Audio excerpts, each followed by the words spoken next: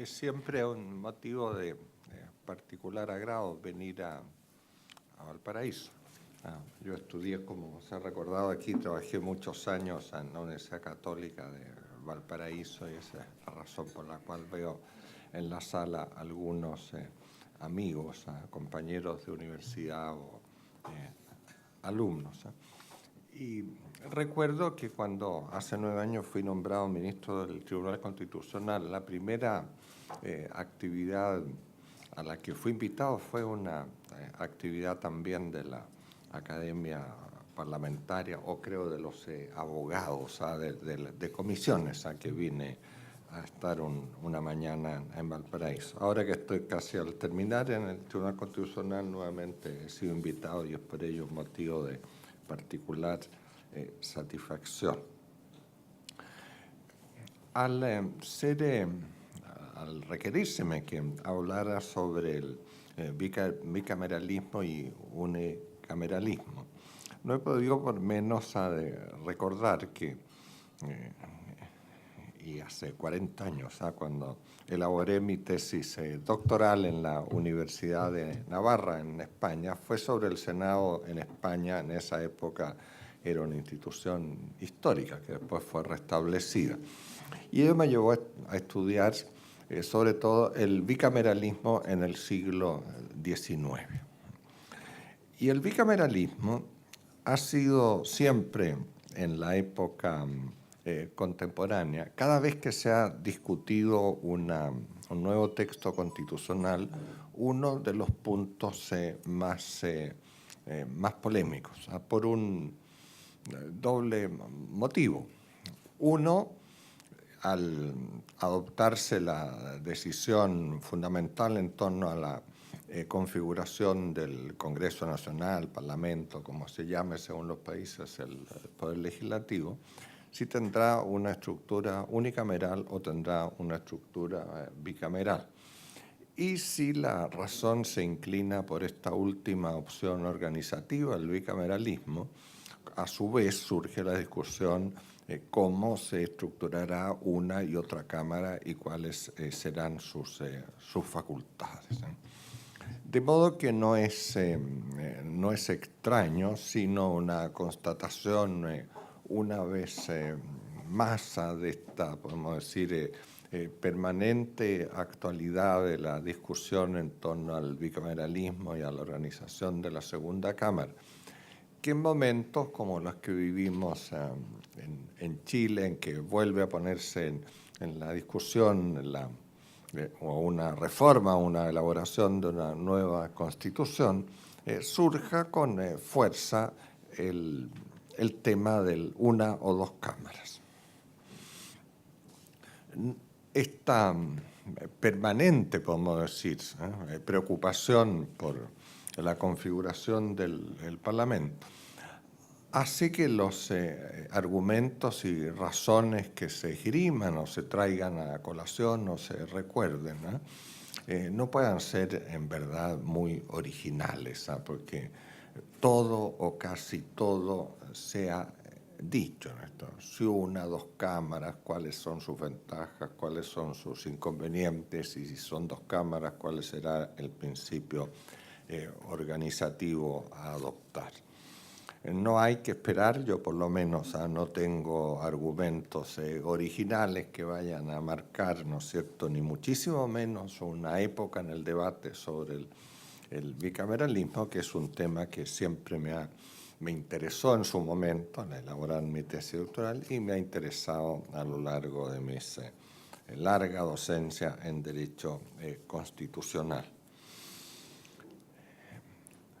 Lo que voy a decir entonces son solo algunas reflexiones en torno a los puntos que a mi juicio hay que tener más presente cuando, como en una institución como el Congreso Nacional, que tiene que ocuparse de posibles reformas constitucionales, algunos de los puntos que a mi juicio deben ser más cuidadosamente atendido, ¿no es cierto?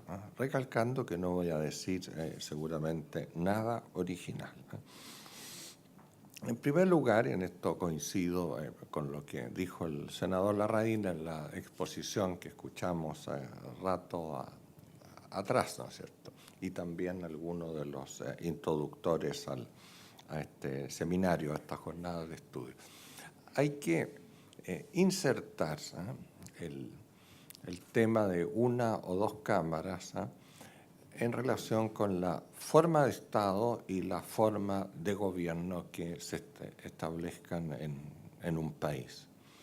Es sabido que la forma de Estado compuesta con el Estado federal o las figuras intermedias, como es el caso español de las comunidades autónomas, ¿no es cierto?, parecen reclamar un sistema federal para que una de las cámaras sea la vía para la representación de las unidades políticas menores, llámense estados, provincias, países, etc. Este argumento o esta vinculación, podemos decir, hay que tenerlo, a mi juicio, muy presente en el momento chileno actual, en que se reflexiona y se discute sobre una profundización de la regionalización. Se han elegido por primera vez desde 1827 o 28, no se llaman asambleas provinciales sino consejos regionales, pero es un órgano representativo en las unidades territoriales generados democráticamente por elección directa. Entonces, está en estudio si se eligen o no por la ciudadanía de cada región los intendentes o presidentes del consejo, como se les quiera llamar. Entonces, todo parece indicar que vamos a una profundización de la descentralización política. ¿Hasta dónde va a llegar? No soy yo el que tenga la respuesta, ¿no? Pero sí señalar que en esa dirección parece, ¿no es cierto?, cobrar fuerza que una de las cámaras tiene de alguna forma que privilegiar la representación de las regiones. Y al respecto quiero llamar la atención sobre un tema que si hubiera un sistema unicameral en Chile es delicado, o sea, que es por la concentración de la población en la capital, que está por el orden del 40-45% en este país.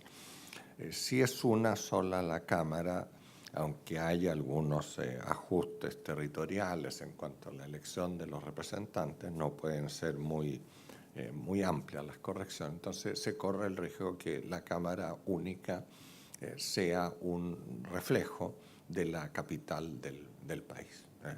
Entonces puede convertirse en un factor de reforzamiento de lo que de suyo tiende a una centralización excesiva, no sé. Ese es un factor que, a mi juicio, hay que tomar en cuenta. Se relaciona segunda Cámara con forma de Estado. La otra relación, que también la tocó el senador Larraín, es con la forma de gobierno, para no abundar en distintas alternativas. Podemos hacer un sistema presidencial, semipresidencial, parlamentario.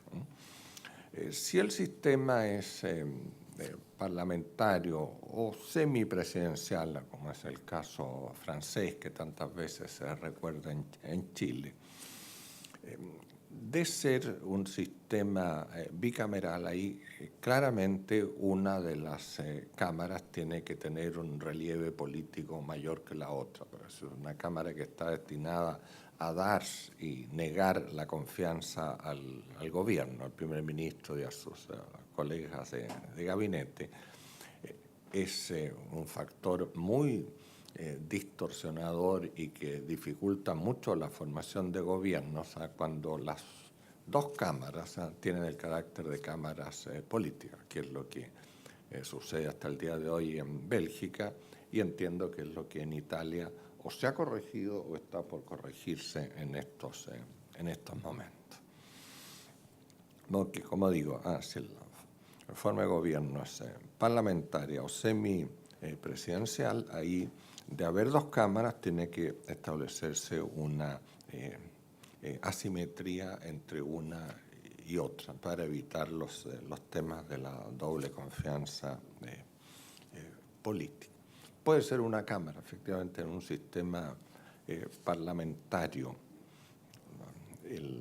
No veo tantas razones como, a mi juicio, hay en el sistema presidencial, sobre todo cuando la forma de Estado en el país en que adopta un sistema presidencial o es federal o tiende a una descentralización política en que una de las cámaras está llamada a ser la vía de la representación territorial. Y si es presidencial el sistema de gobierno, existe un riesgo con un sistema unicameral, ¿no es cierto?, que bien lleve a un enfrentamiento entre la Cámara Única y la Presidencia, con los peligros, ¿no es cierto?, de que no existan salidas para esas crisis, que es uno de los grandes defectos del sistema presidencial, la mayor rigidez. O bien, que es un peligro no menor y que en Latinoamérica tenemos más de algún caso, que hay un sojuzgamiento por parte del presidente de la República de la Asamblea Única, ¿no es cierto?, y lleva a la insignificancia de la institución parlamentaria. Entonces, pareciera, ¿no es cierto?, pareciera que es más prudente establecer en un sistema presidencial con descentralización política dos cámaras. Ahora bien, en el caso chileno, puesto que hasta ahora han sido consideraciones más bien teóricas de índole general, pesan, en mi parecer, otras razones. Y al preparar esta intervención, consulté lo que la Comisión de Estudios de la Constitución, la Comisión Ortúzar, expresó en 1978 cuando terminó sus labores. Como recordará Fernando Sofia, a quien veo aquí presente, que era el secretario de actas de esa comisión.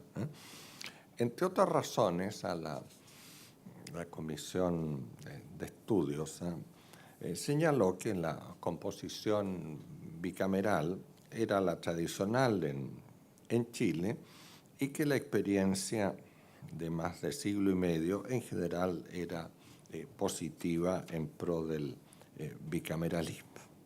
Otras razones que expresó hoy día pienso que ya no tienen relevancia porque están pensadas en un Senado nacional, ¿no?, elegido por listas para todo el país, y un Senado que iba a estar integrado por lo menos en un tercio por senadores no electivos, como el tema de la generación democrática del Senado. Creo que es algo que ya está resuelto. Las razones a que se esgrimían para justificar el bicameralismo teniendo como presente una Cámara parcialmente elegida, creo que hoy día ya no son válidas. Pero sí estas dos, entre otras más secundarias que se esgrimían: la tradición y la experiencia. Yo también, como el profesor Palma, no con asiduidad, pero he sido profesora de historia del derecho. Este año he vuelto a ocuparme de temas de historia constitucional en un doctorado en historia que se da en la Universidad de Los Andes. Entonces, a mi juicio, es desarmar lo que podemos llamar el puzzle constitucional de un país, no sé, o sea, para quitar piezas o introducir otras es una tarea muy delicada. Cuando se introduce una nueva pieza, como los consejos regionales, a veces no se sabe bien qué hacer con ellos. O sea, como se eligen, bien, ¿y qué van a hacer? Y empiezan las dudas. Y si se quita una pieza también, ¿no? O sea, ¿quién llena el hueco? ¿Se expande uno, no se expande otro? En fin, etc. Entonces, eliminar una de las cámaras significaría hacer un ajuste institucional no menor. Pues. Señalo, entre otros factores. ¿Qué hacemos con la acusación constitucional? Si la mantenemos, ¿quién acusa? ¿Quién juzga? ¿Qué hacemos con los nombramientos que el Senado, por lo menos tradicionalmente en Chile, también en Estados Unidos, tiene que prestar su consentimiento para que el presidente pueda nombrar los integrantes de algunos órganos del Estado importantes, como el Banco Central en Chile, el Consejo Nacional de Televisión, etc.?